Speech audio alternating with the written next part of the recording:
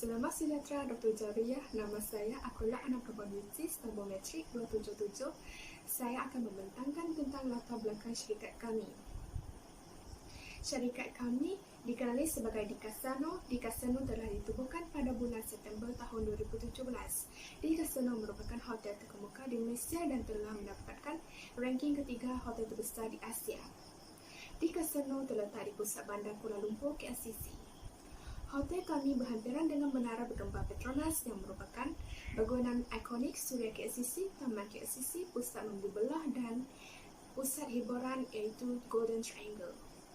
Dikasano merupakan syarikat perkongsian yang dikendalikan oleh 10 orang ahli iaitu Farina Fitriani, Azwani, Amiru, Fazana, Sazwani, Bashir, Aisyah dan juga termasuk saya. Dikasano merupakan hotel yang berciri kemodenan dan kemewahan dengan adanya 100 buah bilik tetamu dan 30 suite VIP. Syarikat kami lebih menumpukan perhatian kepada tetamu-tetamu dari dalam maupun luar negara yang menginap di Dikasano. Tidak seperti hotel lain, Dikasano merupakan layanan yang luar biasa kepada tetamu-tetamu dari awal penginapan hinggalah akhir penginapan. Ini merupakan logo syarikat kami. Logo ini menggambarkan seekor angsa yang berwarna emas memakai sebuah mahkota di atas kepalanya dan nama syarikat Dikasano di bawahnya. Kenapa syarikat kami dinamakan Dikasano? Logo teks Dikasano mencipta kontras yang kuat dengan bantuan warna emas dan tanda kaligrafi. D merupakan perkataan Spanish yang bermaksud 10 orang ahli dan Kasano pula bermaksud hotel. Disebabkan kami menjalankan perniagaan perkongsian seramai 10 orang, kami menamakan syarikat kami iaitu Dikasano. Simbol seekor angsa melambangkan tentang kemewahan, kesetiaan dan keanggunan Hotel Dikasano. Sebuah mahkota melambangkan kekuasaan dan kekuatan organisasi yang dijalankan oleh Dikasano. Sekian daripada saya.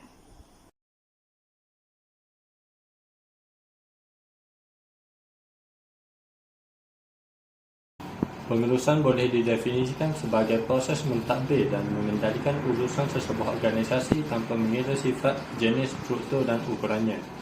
Ia berfungsi sebagai panduan sekumpulan orang yang bekerja di dalam organisasi dan menyelaraskan usaha mereka untuk mencapai objektif bersama. Dikasano. Hotel ini dibahagikan kepada beberapa jabatan iaitu Pegawai Eksekutif, CEO, Pengurus Besar, Pengurus Pejabat Depan, Ketua Jurutera, Pengurus Sumber Manusia, Pengurus Eksekutif, Pengurus Jualan dan Pemasaran, Pengurus Makanan dan Minuman, Pengurus Akaun dan Chef Eksekutif. Seterusnya saya akan menerangkan tentang maksud organisasi. Saya Nur Azuni binti Azman, nombor matrik 278991. Organisasi adalah komuniti ataupun dua atau lebih orang yang berada dalam satu wadah yang sama untuk mencapai satu matlamat dan tujuan yang sama. Dalam erti kata lain, organisasi adalah sejenis sistem sosial yang menggabungkan semua pengalaman dari individu atau pekerja bagi mencapai matlamat syarikat. Jadi, dalam sesebuah organisasi, penyelarasan tugas dan pembahagian accountability pekerja diperlukan dan ia perlu dibantu oleh pengurusan syarikat untuk menghasilkan yang terbaik bagi setiap pekerja agar matlamat dapat dicapai dalam jangka masa yang disasarkan.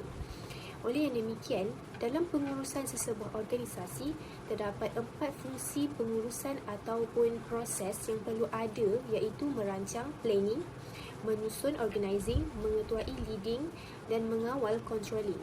Untuk melaksanakan keempat-empat fungsi ini, pekerja yang mempunyai kemahiran, pengalaman dan pengetahuan diperlukan sebagai alat kepada organisasi demi mencapai matlamat dan objektif yang diinginkan. Dalam industri perhotelan, tidak kira besar maupun kecil, operasi kerja perlu ada supaya ianya sesuai dengan matlamat. Dengan itu, struktur pengurusan, peranan dan tanggungjawab setiap jabatan sangat penting. Dasar organisasi hotel juga merupakan pendekatan sistematik yang digunakan oleh pemilik hotel untuk mengklasifikasikan peranan dan operasi dalam pelbagai jabatan. Organisasi Hotel Dikasano telah membentuk sistem organisasi untuk menjadikan hotel kami sebuah perkhidmatan keselamatan yang terbaik. Dalam Dikasano, hierarki organisasi bukan sahaja tertumpu kepada siapa yang bertanggungjawab kepada semua perkara, malah garis kawalan dan interaksi yang menghubungkannya antara tahap pengurusan atasan dan bawahan. Dalam struktur ini, terdapat banyak kelebihan termasuklah kemampuan mencapai keperluan syarikat ketika semua pekerja berada pada fungsi yang sama. Bukan itu sahaja, Diskasano turut menerima ahli pekerja yang betul-betul berminat untuk bekerja di organisasi kami kerana syarikat kami menawarkan prospek pekerjaan yang akan memberi motivator besar dalam pasukan Diskasano. Assalamualaikum warahmatullahi wabarakatuh. Nama saya Nur Fitriani binti Herman, nombor matriks 276961. Saya akan menerangkan tentang visi dan misi bagi Hotel Diskasano. Manakala bagi objektif akan diterangkan oleh rakan saya yang lain. Okey, pertama sekali saya akan menerangkan terlebih dahulu apa yang dimaksudkan dengan visi dan misi dalam sesebuah organisasi atau syarikat. Visi merupakan penetapan perancangan yang melibatkan fokus dan perancangan jangka masa panjang yang menjadi panduan untuk membuat keputusan dan tindakan bagi memastikan hala tuju perniagaan berada di landasan yang cepat. Manakala misi merupakan satu pernyataan ringkas yang menjelaskan tujuan atau matlamat utama sesebuah perniagaan itu.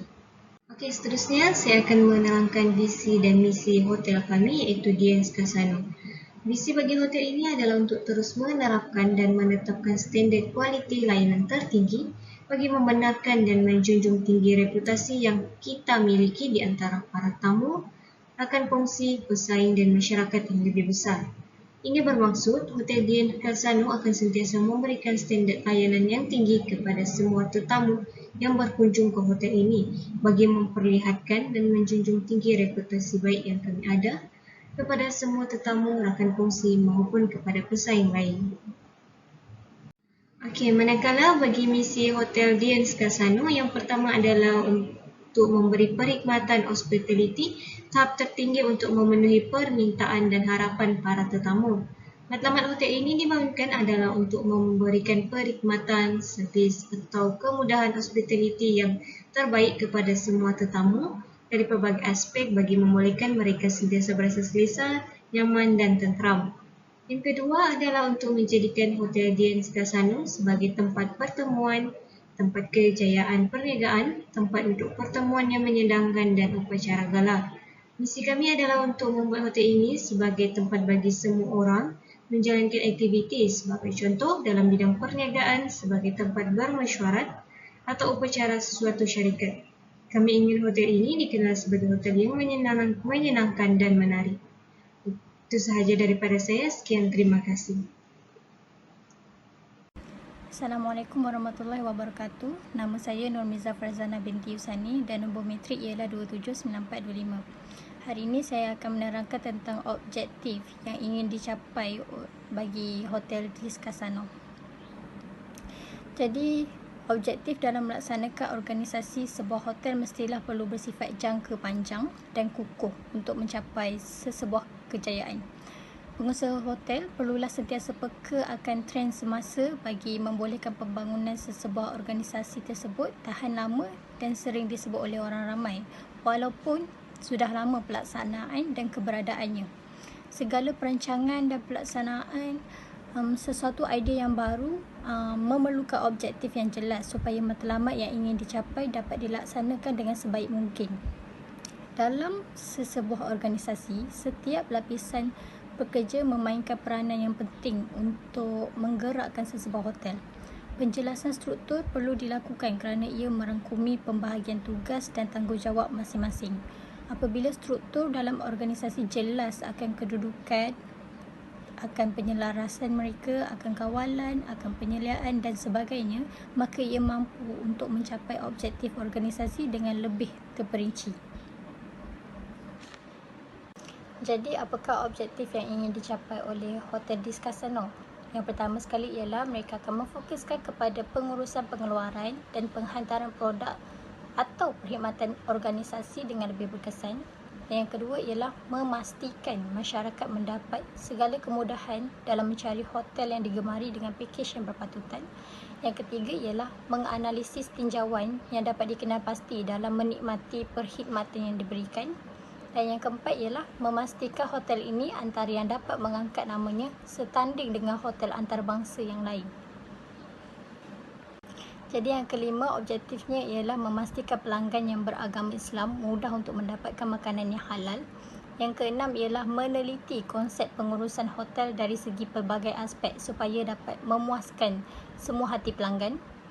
Akhir sekali ialah memastikan keselamatan dan keselesaan setiap pelanggan dalam menawarkan perkhidmatan yang terbaik.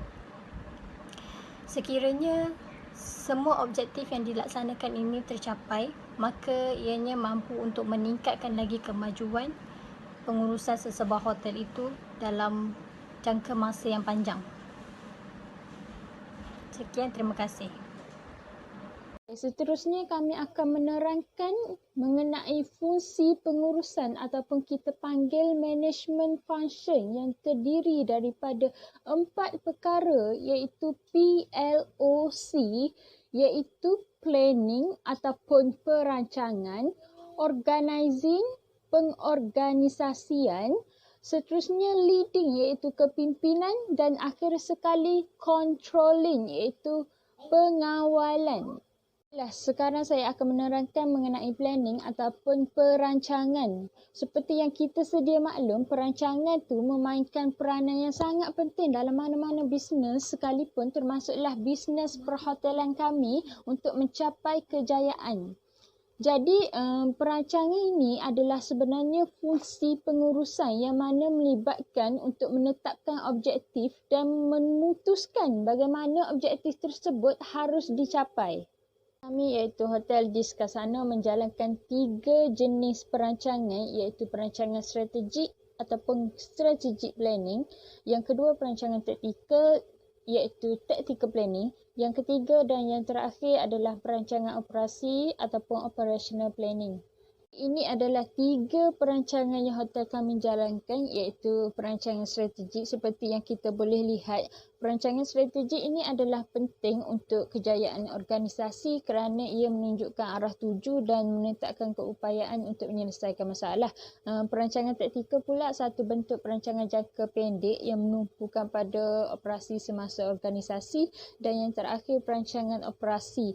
Perancangan operasi pula merupakan komponen untuk organisasi perancangan strategik dan ia menetapkan kerja yang akan dijalankan dan aliran kerja dari awal hingga hasil akhir serta semua sumber yang diperlukan.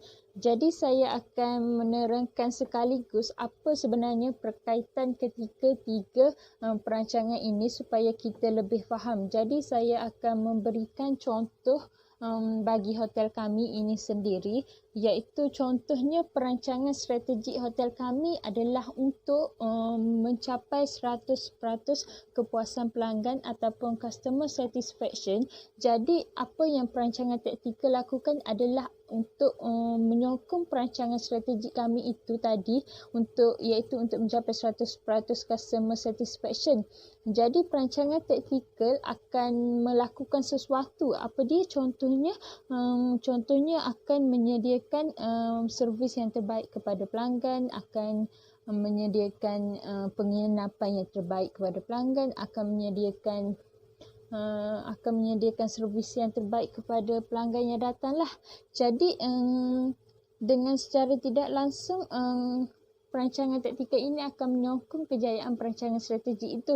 Jadi apa pula perkaitan antara perancangan operasi itu sendiri? Perancangan operasi pula akan menyokong perancangan taktikal itu tadi dengan bagaimana? Dengan cara contohnya perancangan taktikal kita tadi adalah untuk menyediakan perkhidmatan yang terbaik kepada pelanggan. Jadi apa yang perancangan operasi lakukan adalah dengan contohnya dengan menyediakan workshop kepada pekerja supaya pekerja tahu bagaimana cara yang betul untuk melayan pelanggan, bagaimana cara yang betul untuk menyelesaikan masalah jika customer mengadukan masalah. Contoh lagi adalah untuk menyediakan layanan dan servis yang terbaik kepada pelanggan. Dari segi makanan pula, contoh itu adalah salah satu perancangan taktikal. Jadi apa perancangan operasi akan lakukan untuk menyokong perancangan taktikal itu tadi adalah dengan menggunakan sumber yang betul, sumber yang terbaik. Contohnya mengambil sumber makanan daripada pembekal yang boleh dipercayai, iaitu menyediakan makanan yang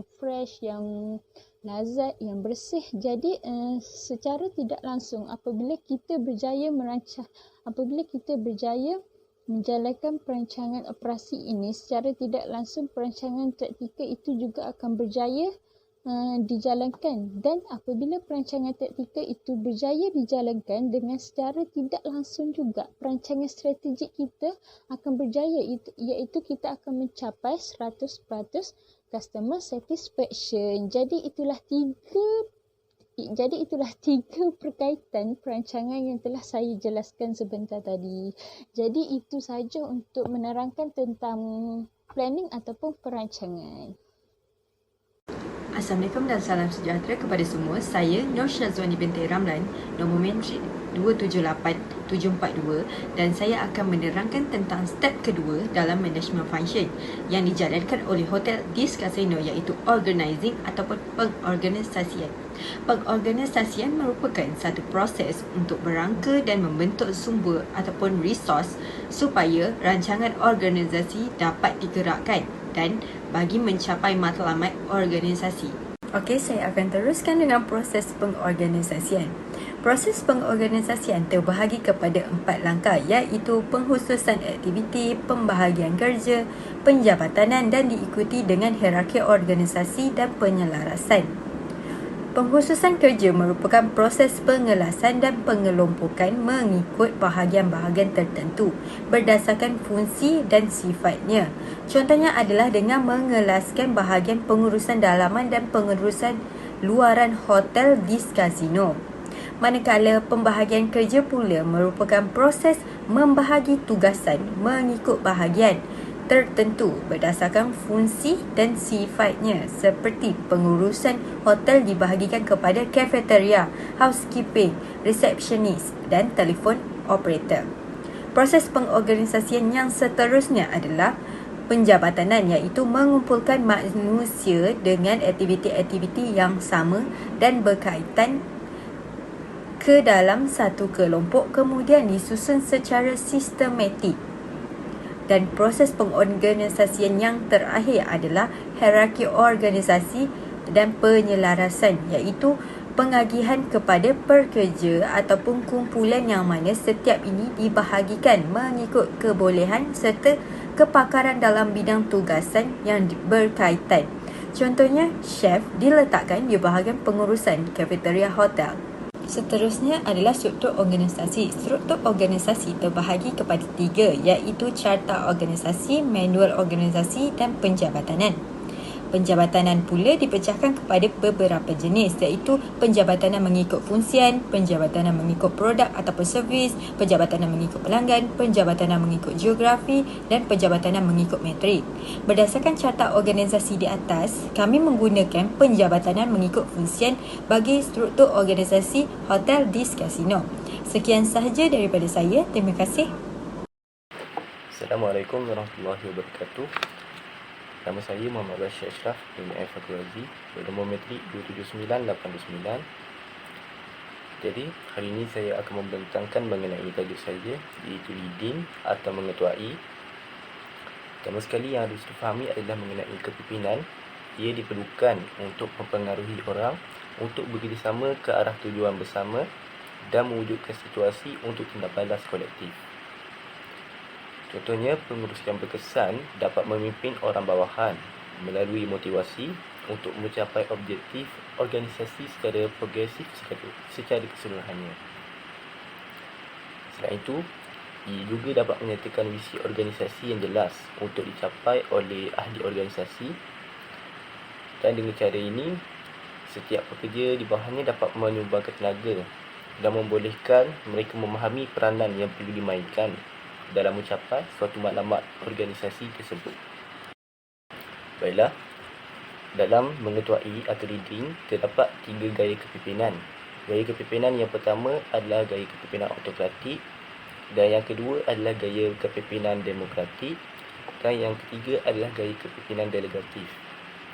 Gaya kepimpinan autokratik ini adalah gaya kepimpinan yang dicirikan oleh kawalan individu atas semua keputusan dan sangat sedikit input yang diterima dari anggota kumpulan. Pemimpin autokrat ataupun autokratik ini biasanya membuat pilihan berdasarkan idea dan penilaian mereka sendiri. dan jarang menerima nasihat atau input daripada pengikut atau orang bawahannya. Kepimpinan autokratik adalah bersifat mutlak dan mengawal pekerja bawahannya. Gaya, inovasi dan perkembangan di hotel mungkin tidak dapat berkembang dengan baik, tetapi peranan kawalan yang sangat kuat dalam mengawal keadaan ini dapat membawa kepada keputusan yang cepat dan berkesan. Baiklah, seterusnya adalah gaya kepimpinan demokratik. Gaya kepimpinan ini melibatkan penyertaan orang bawahan dalam membuat keputusan terhadap suatu organisasi. Pemimpin hanya bertindak berdasarkan kepercayaan, integriti, kejujuran, persamaan, keterbukaan dan saling menghormati. Kepimpinan demokratik menyedari, menghormati dan mengambil berat terhadap orang lain dengan mendengar dan memahami secara empati. Contohnya, pengurus Hotel Diaz Casano menggunakan gaya kepimpinan demokratik di mana pengurus akan berunding dengan pegawai bawahan untuk menyelesaikan masalah, tetapi keputusan akhir dibuat oleh pengurus. Ini sudah tentu akan memberikan keputusan berkualiti yang lebih baik dan juga dapat mengembangkan bakat serta meningkatkan kemahiran pekerja. Seterusnya, pekerja juga akan lebih bermotivasi, lebih komited dan lebih bertanggungjawab terhadap keputusan mereka.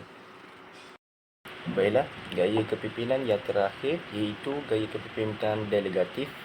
Ia dikenali sebagai delegative leadership, iaitu seseorang yang mempercayai kebebasan memilih bawahan dan lebih suka meninggalkan bawahan mereka sendirian sehingga mereka dapat melakukan apa yang mereka mahukan. Dalam gaya kepimpinan ini, mereka menggunakan kaedah perhargaan untuk memotivasikan pekerja atas usaha dan kerja mereka. Ganjaran kepada pekerja diberikan sama ada dalam bentuk wang seperti gaji, upah dan bonus, atau dalam bentuk bukan wang seperti anugerah perkhidmatan cemerlang, hadiah percutian dan sedia pengiktirafan. Hal ini kerana dia yakin bahawa orang bawahannya sangat terbiasa dan rapat dengan pekerjaannya. Selain itu, ia mungkin berada dalam lingkungan atau pengaruh politik di mana dia tidak dapat melakukan apa-apa kerana kebimbangan tidak didokong oleh para penyokongnya. Mengawal adalah merupakan langkah terakhir dalam proses pengurusan sesebuah perniagaan. Jadinya, dalam mengusahakan Hotel Diaz Casano, kami telah mengikuti 4 langkah terbaik dari segi pengawalan organisasi dalam pengurusan hotel kami. Langkah yang pertama adalah menetapkan standard prestasi di mana hotel kami telah menetapkan tujuan untuk meningkatkan keselesaan pelanggan dari segi penginapan, kelengkapan kemudahan. Pekerja juga menguasai 4 bahasa utama iaitu bahasa Melayu, Inggeris, Mandarin dan juga Perancis. Target kami adalah mengikut market credibility, guest satisfaction and customer always right. Antara kemudahan yang hotel kami sediakan adalah percuma dari segi Wi-Fi, Astro, penambahan bilik mesyuarat, pusat perniagaan, kolam privasi terutamanya untuk wanita Muslim dan juga business trip terbahagi kepada 2 iaitu untuk mereka yang berhoneymoon dan juga untuk family trip. Nombor 2 ialah mengukur pencapaian di mana kami menilai keuntungan dari masa ke semasa iaitu dari sebulan ke sebulan. Dan yang ketiga, bandingkan prestasi sebenar dengan matlamat hotel kami sendiri iaitu ia untuk mengetahui dengan lebih mendalam mengenai keuntungan dan kerugian yang dialami oleh syarikat.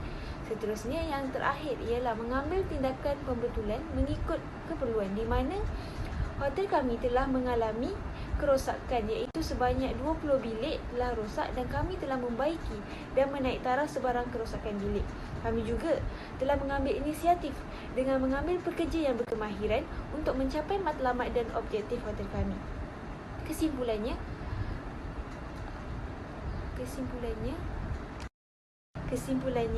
proses pengawalan merupakan proses yang amat penting dalam menguruskan sesebuah organisasi dan menjadikan organisasi yang dibina lebih sistematik.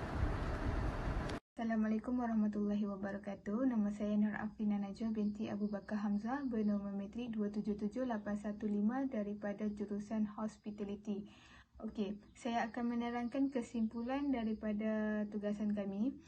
Kesimpulan daripada tugasan ini menjelaskan bagaimana Hotel di Kasano iaitu syarikat kami mengurus dan mengorganisasi syarikat. Selain itu, kita juga dapat mengetahui dan memahami kepentingan mengurus dan mengorganisasikan syarikat. Malahan kita juga akan mengetahui bagaimana untuk kita mengurus dan mengorganisasi sebuah syarikat dengan betul. Dalam tugasan ini kami juga menerangkan bagaimana syarikat kami menjalankan analisis SWOT, iaitu apa yang kita tahu ada 4. Yang pertama kekuatan syarikat, yang kedua kelemahan syarikat, yang ketiga peluang dan yang keempat ancaman. Dalam tugasan ini kami menerangkan bagaimana syarikat kami menggunakan analisis SWOT. Akhir sekali kami memfokuskan kepada 5 perkara, iaitu yang pertama latar belakang syarikat. Latar belakang syarikat kami menerangkan macam mana syarikat kami ditubuhkan dan sebagainya lah. Yang kedua, kami menerangkan bagaimana kami menguruskan syarikat. Yang ketiga, bagaimana kami mengorganisasikan syarikat. Yang ketiga, kami menerangkan misi, visi dan objektif syarikat kami. Yang keempat, kami menerangkan management function, iaitu ada 4 perkara: planning, leading, organizing dan controlling. Sekian saja daripada saya. Terima kasih.